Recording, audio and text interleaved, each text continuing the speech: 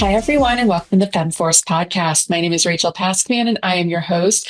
And today I'm really excited because I am joined by my new friend, Kate, and she is a self-presentation and presence coach for women leaders, executives, and creatives, which is just so prevalent right now because we are filming during Women's Month, and we just had International Women's Day on Sunday. So really talking about how to get women ahead by doing these kind of things that we're going to learn about and discuss, and really forming those kind of leaders that are just so important, especially given today's climate. So Kate, thank you so much for being here. I'm super excited to jump in and talk about this. Thank you so much for inviting me. I'm so excited to be here. And yes, thanks for reminding Women Month. Well, I'm happy to be here during these important times. Yeah. And I'm sure that a lot of women will find something interesting and useful for them. Exactly. And I love that. So what does it mean to be a self-presentation and presence coach? So I help women to close the gap between who they are internally. They have their expertise, they have their work experience, or probably they build their business. So between how they feel internally and how the world perceives them. Most of my clients, as you just mentioned, are executives, speakers, entrepreneurs, and they're incredibly competent. They're just incredible women. But sometimes their presence does not match that and doesn't always communicate that. Yeah. They might walk into the room or walk onto the stage and something might be slightly off. It's maybe this time you shrink, or you rush your words when you're speaking, or you break your eye contact earlier than needed, or something off with your handshake. It's subtle things, but they form this impression and perception of you, and that mismatch might cost you. So this is where my work is. I give you the mechanics, the specific things, the trainable behaviors that you can do and that you can polish so people can actually perceive you in the way that you want. No, I love that. And I mean, so many women, I mean, myself, I'm, getting into keynote speaking, and you don't realize, just by either talking on Zooms or having meetings or stuff like that, that there's just so many differences the minute that you walk on stage of like, you're fully perceived from head to toe instead of here up on a Zoom or like at a desk or any of those kind of things. So why do so many women feel so misunderstood in how they're perceived? Totally. You're absolutely right that our first impressions about people start milliseconds, like literally milliseconds. When we see someone, our brain, without even us being actively involved, is starting to actively evaluate, like, can I trust this person? Is this person competent enough? And the more time we have to form these impressions, the more time our brain spends to justify our first impression, not to find like new cues. But if we firstly saw that something is off, we will look for more cues to confirm that something is off. And to answer your question, so that's my theory. Tell me what you think about it. So I feel that we were not taught the art of presence, the language of body language, the language of presence. What we've been told and taught, it's more about language of performance. Like, how many times you heard like, hey, just be confident. You got it. Yeah. But yeah, that's great. I love that. But what does it actually mean? You don't know what to do. And sometimes we try too hard and then like, oh, she's intimidating. Or sometimes you're too soft and like, I will not take her seriously. Yeah. Like, she doesn't look like a professional. So it's also about finding that balance. And again, your posture, your pacing, pauses, where your eyes go, it's everything shape this perception, and everything is learnable. And I feel once you polish that, you stop feeling misunderstood, and you can actually be in control of how you're perceived, not just, oh, just be confident and or just be authentic. Well, yeah, that's me. I'm authentic. What do you This is mean? how this is how, do you feel like women are more subjugated to how they look from their appearance standpoint than men when it comes to public speaking or in meetings and having this kind of confidence? Well, that's an interesting question. I feel both genders are perceived, like partial perceived based on how they look. It's just different cues that we catch.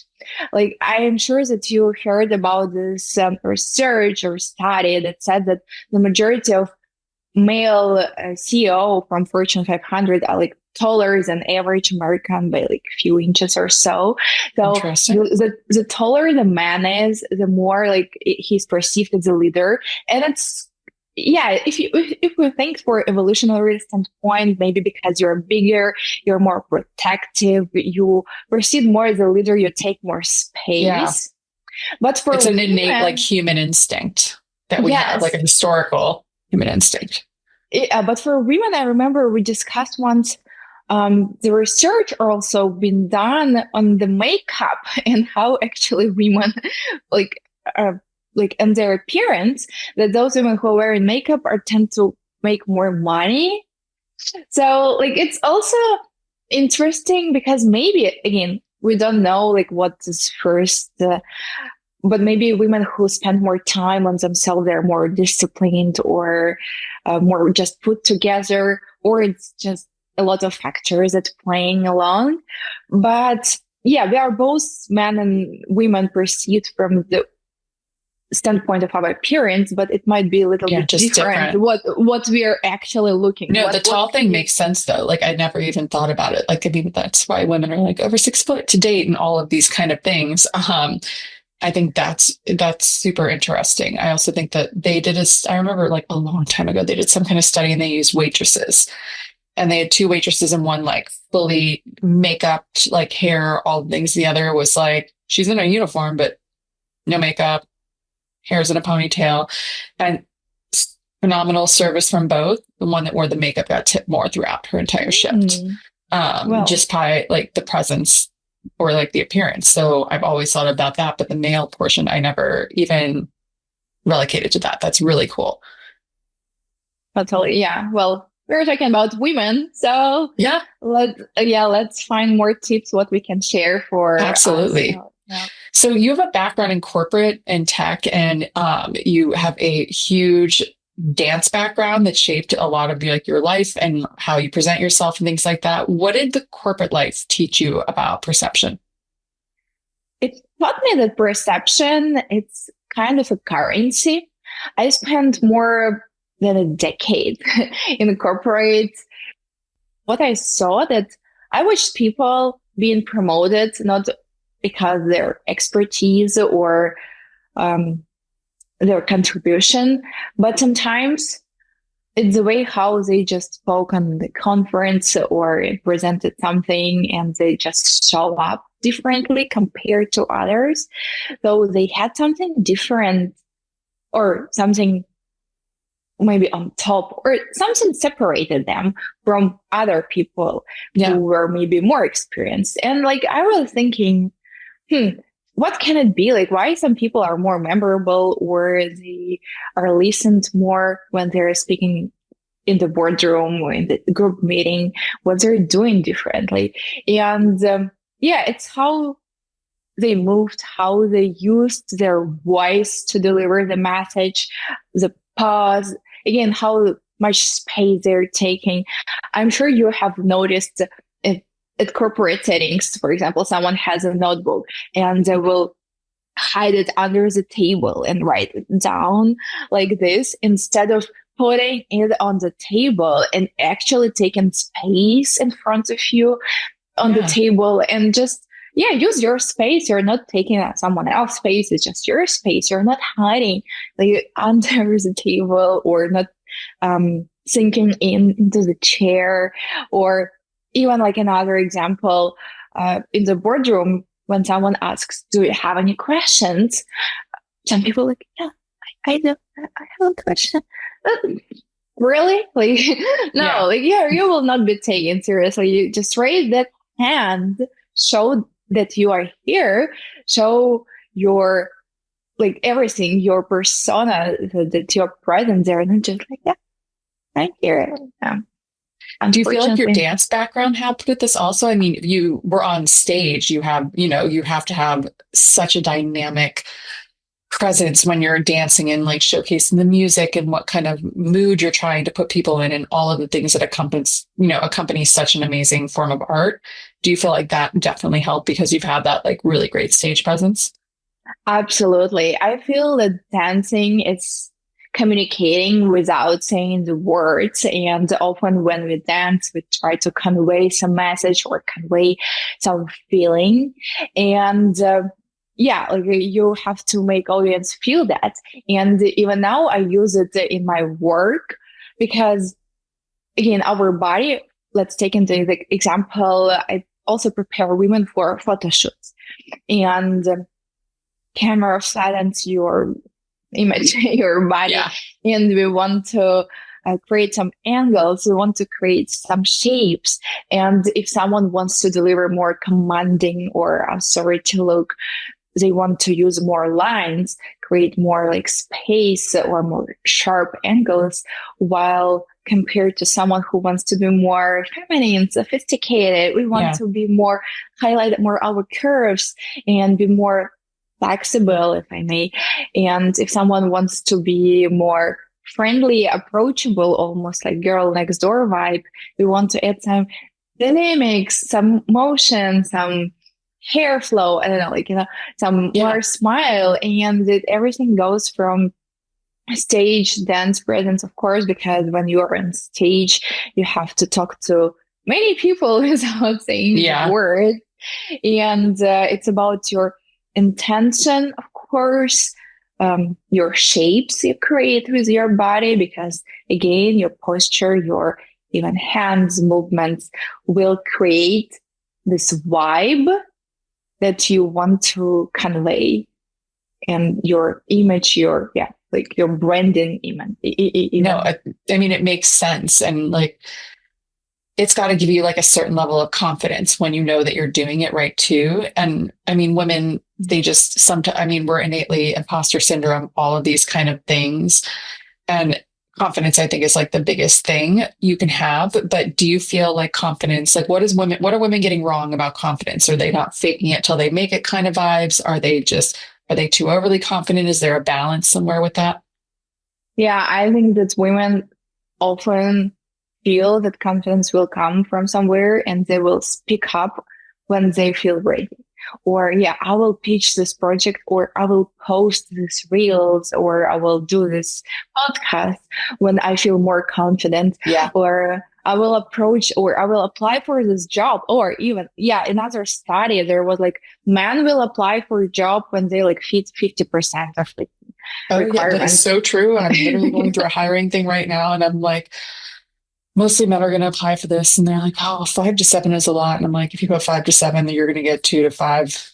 And like, I guarantee you, there's going to be men that are going to be slipping in there. So I'm like, 5 is 5. Totally, yeah. So life example, but women, we will wait until we match 150% of requirements. Exactly. I'm like, oh, it says 10 years. I've only had 9, but I've done everything on here. But like, I can't apply because I'm not hitting every checkbox that they're not even saying is required.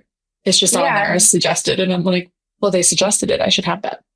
Yeah. So confidence comes from the action. So I ask all the women who are watching or listening to us, just make this one step and you will feel more confidence here inside you, and it will back up your action, and like step by step you will feel it more. It just takes one more step, and it's not about being like 100% ready, or it's not about so loud, so big, take so much space. No, it's, you can still command the attention and be noticeable doing smaller things, but with intention, I believe, with precision. Again, like how you walk into, how you talk about yourself. You're not, probably you have also noticed some women are finishing their sentences on an upward pitch. So it sounds like they're asking a question, No, your sentence is a statement. Don't ask questions when it's not necessary. Do not question your words, basically. So it's all those things like step by step, and confidence will follow. No, I feel like I do that a lot where like I'm trying to make a statement, but I like add it on the end. Like, but what do you think? Do you think that'll work? Does that make sense? Like, no, I know it makes sense. I don't know why I'm even asking that, but like, it's like I need the confirmation from someone else to be like, no, you're on the right track. This is exactly what we should be doing when I'm like, I'm the subject matter expertise in my arena. Like, I shouldn't have to add those on, but I always feel like it's a catch for me to just be like, oh, but I'm also very open to collaboration and like I'm here for like if we can change it, it doesn't need to be changed. But like that's the tone I set a lot. How do you help with things like that? Yeah, first step is awareness. So it's really great that you already know those phrases. If you don't, find someone like me or someone else that will help you to find those phrases and catch those things. And after we are aware, I encourage you to take a pause. When you speak, just speak a little bit slower. And it's the same technique everyone is doing with the filler words. When you feel you need to say, like, right, you just breathing. You just breathe, and the pause will add more weight to your words, to your thoughts. It will make you look more like thoughtful leader that you're not questioning. You're having this time to land for a message to land with everyone else. And think also about this, like people who own the space and time, they feel more confident. They are leaders because they are in control of time. So when you allow yourself to make a pause, you are saying that I'm not afraid to be interrupted because you will not interrupt me because I am in control. Because when we feel the space with do you know, yeah, right, maybe, yeah, like we do not allow time for these pauses, and we are showing that we are afraid to be interrupted. So we try to fill in those gaps. So try to pause more, and as a first step, speak a little bit slower. No, I mean, I've seen some really like phenomenal keynote speakers that just like, I'm like, God, I wish I had like it. I'm like, they must practice because they do this dramatic sentence and then it's just this pause. And I'm like, I would be filling the room with like filler words just to be like, okay, but, and we're moving on. And I think you're right. Like it's a lot of that is nerves though. Also, I feel like, so how do women manage nerves? Like without pretending that they're nervous? Like, how do you get through, even though you're so nervous? What are some things along with the breathing that helps you get through that? Yeah, first of all, you need to understand that being nervous is not a bad thing. Being nervous means that you actually care. You care about being there. You care about delivering the best that you can. You care about audience. So nervous it's great because it helps us to actually collect our thoughts and just feel ready. So, okay, now we know that nerves are good thing. So let's now redirect them into the right direction. So what can you do to redirect them and actually be helpful for you? Yeah. I would suggest, if you feel and you know that you would be nervous, prepare, be ready for anything. So then you can improvise if needed, but you are prepared and you do not allow additional nerves to control you because you know your path for the stage. You know how the mic will look like. You know what you're wearing. You have not decided like 5 minutes before the event. You prepared this few days ago. So you're not loading your brain with additional stuff that we don't want to think about before the big event. So, and then of course, simple, but still so many people forget about it. It's about breathing, because again, when we breathe, you will allow to open your cage. It will release some stress, but it will also positively impact your posture. You will not be inwards. We want your shoulders to be down and relaxed so you can actually breathe here. And your voice then will sound more confident, not like fried voice or trailing the words to the end. Sometimes it happens.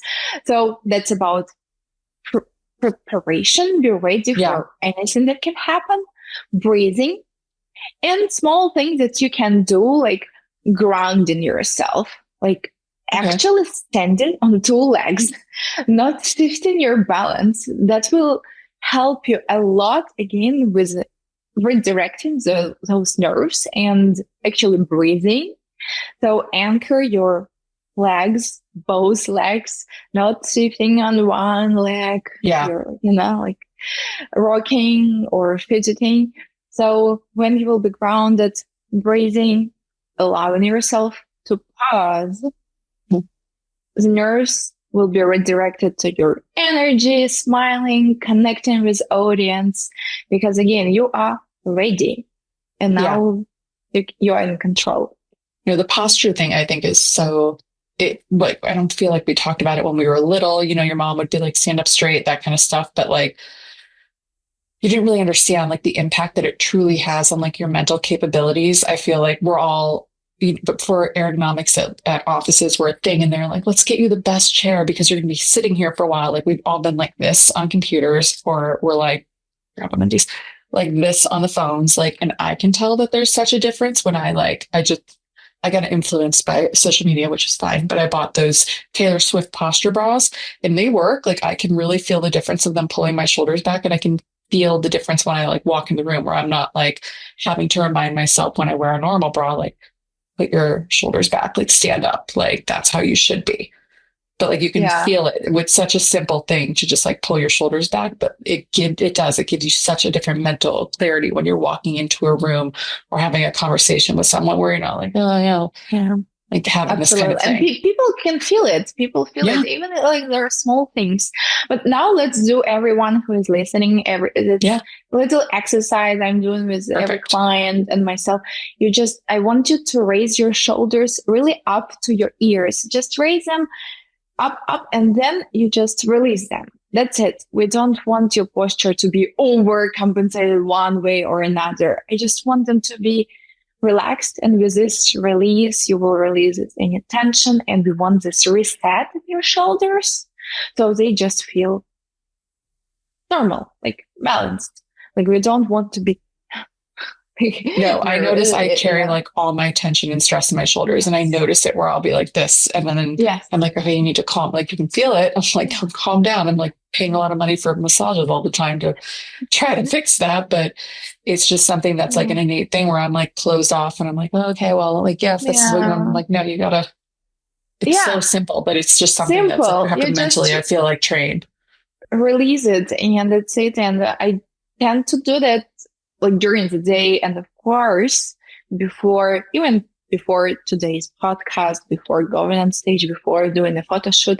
During the photo shoot, I encourage you to do it several times, because sometimes we get too concentrated on taking the perfect shot that really become too stiff. And this kind of reset with shoulders, with your hands, I also encourage you to do like some wiggle, shake your hands off, so you feel more relaxed and elegant, not stiff. Soft hands. Yeah, totally.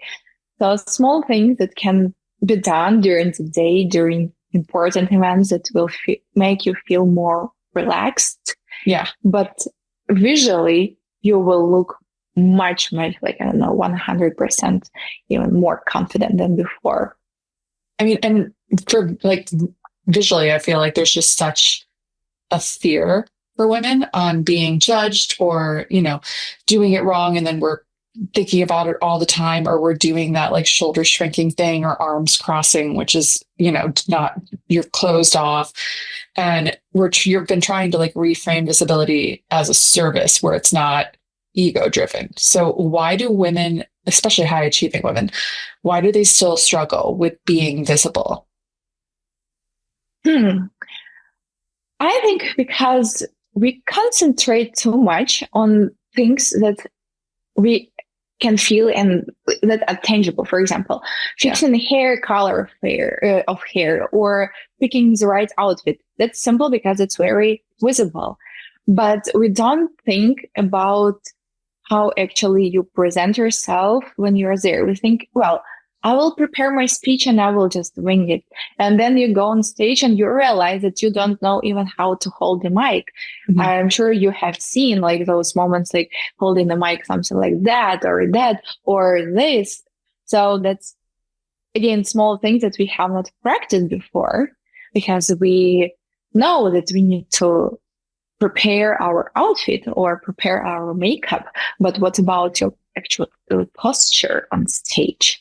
So this is about awareness and just understanding what makes your image there out there when you are out there on camera, on stage, in a boardroom, what people actually perceive from you, that you are conveying the message not only with your words, not only with your outfit, but with your posture, with your eye contact, with your handshake. It doesn't mean that if you have a poor handshake, you will never get promoted.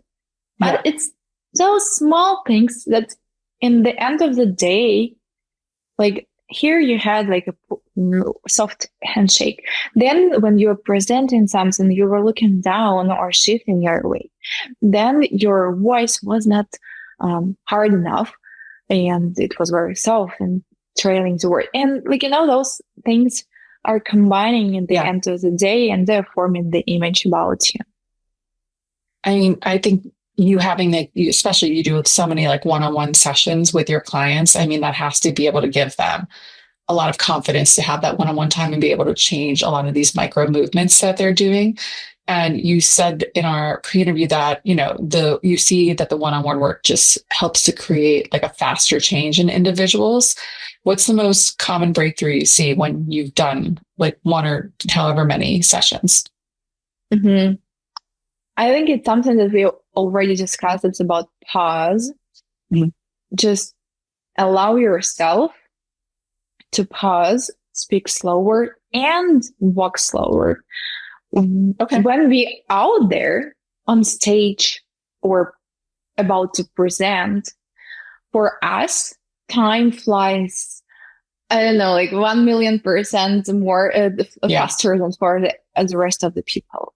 But just try next time when you are called to go somewhere, stand up, take 1-2 seconds to people to acknowledge you. Walk slow, deliberate steps, making eye contact with, start immediately talking. Again, like allow it 1 second, 2 seconds to connect with the audience. And when you finish your speech, oh my God, how many times I saw that people are applauding you, like acknowledging you, and they're like, yeah, I'm done, and rush away, like immediately go inwards and rush from the stage. Allow yourself, it's your time to be the star of the day. Don't think about other people, think about yourself, that allow yourself more time, speaking, standing, walking everywhere. And I feel when my clients finally not only understand, but apply this on a daily basis, a huge change even in their internal confidence and how they feel about themselves. No, I can see that. And just, having that kind of, it just changes everything, not just like for public speaking, but how you interact with others. And it has to have like this really beautiful transition that you go through. So we've talked about pausing, breathing. We've got a physical exercise to like help us relax and, move around. Talked about our posture, all of that. If you could choose one thing that you're like, this is the one practical takeaway that I want you to remember, do you think it would still be breathe through it? Breath work's so important. So I get that. I will say don't rush. I will repeat it. And of course, don't be afraid to try new things. I feel, again, some women are so conditioned to, I don't know, maybe someone told them, I don't know, to, for example, to pose only from this angle. Try to be different, and you're allowed to be different. It doesn't mean that if you're a woman, you need to be only feminine. You can be strict, authoritative. You can be different. You can mix and match those vibes in your branding, because your branding, it's not one word. It's not so direct. It's a lot of things, and you are about many things. So embody those things in your body, basically, and show them with your hands, with your eyes, with your emotion. And again, it's not about being performative. It's not about being not authentic. Who said that being authentic? Like, it's not about learning new skills. We're just leveling up, adding to your skill set some new skills, so you can feel even better and perceived again in the way that you want. I love that. I think these are just such good tips. And I mean, not just if you're not keynote speaking, but just in a boardroom, as we said, or having these one-on-one conversations, like that's the first impression that people are going to get. And what amazing tricks to be able to have to understand, like, your first impression does, it's your first, it leaves a mark. So great advice on how you do all of that. Where do you do your sessions? Do you do them in person or just online, a mixture of both? Yeah, mostly I do online, one-to-one. Sometimes I do have workshops. But of course, if someone is here, I'm based in LA, sometimes I come to the day of a big event. If your big event is a stage or photo shoot, you can come just mentally support you, and always available for my clients to support them in day of big events online for sure. But happy to work with anyone offline, online. I'm here. I love that. And we're going to put all of your info on booking sessions and your website in the show notes. But I do have one final question that I like to ask all my guests before we wrap up. But if you could give one piece of advice to your 16-year-old self, what would that be? I was thinking about it before the new year, and I told myself that you are doing everything right. So just do not doubt if you are right, because you are right. You are on the right path.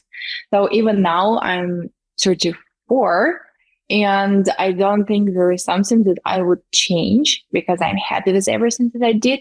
There's sometimes I might have that moments of like self-doubt. Am I on the right track? Yes, you are. Because if you pick that one, you are. You can always change that. Sometimes I also felt that if I picked to be an economist, it means that I am like conditioned to be economist for the whole my life.